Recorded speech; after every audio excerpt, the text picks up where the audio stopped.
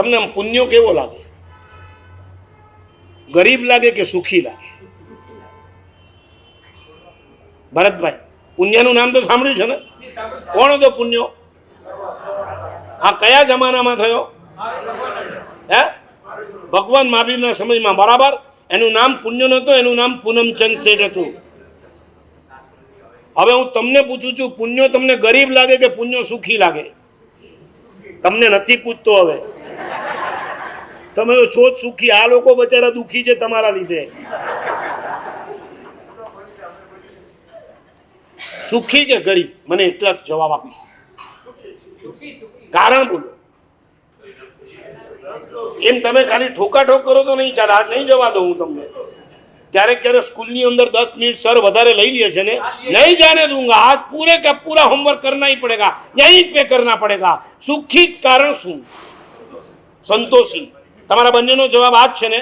Okay. એનો મતલબ એ થયો કે જે સંતોષી હોય એ અને જે સુખી હોય એ. બરાબર છે. अब आपका नंबर किस में?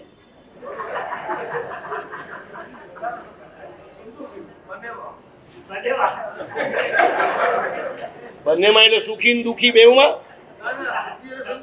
બેવ. બહુ સરસ. પુણ્ય સુખી કેમ હતો એનો જવાબ આપો. संतोष હતો ને? तुमको संतोष कितना है? 22 बिल्डिंग खड़ी हो गई.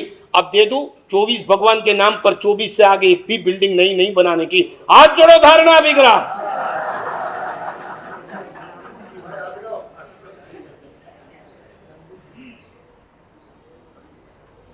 સમૌ શરણમાં ભગવાન મહાવીરના મોઢે આટલું જ સાંભળ્યું.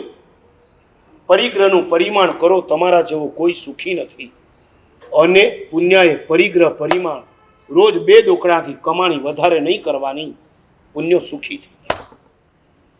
આગળની વાત પણ તમને ખબર છે. ભગવાને બીજી વાર કીધું, રોજ શ્રાવકે પોતાના ઘરે એક સાધર્મિકને લઈ જવાનો. અને પુણ્યએ ઘરે આવીને વાત કરી કે આજે મારા પ્રભુએ આમ કીધું છે, મેં મેરે ઘર में साधर्मिक को कैसे लाऊं? तब पत्नी क्या अनुकूल मिली थी, पत्नी कैसी अनुकूल मिली थी. पत्नी ने बोल दिया, उसमें डरने की क्या बात है? एक दिन आप उपवास करना, एक दिन मैं उपवास करूंगी. मेरे उपवास की रसोई मेरे नाम से साधर्मिक को जाएगी, आपके उपवास की रसोई आपके नाम से साधर्मिक को जाएगी. समाधानम समाधि.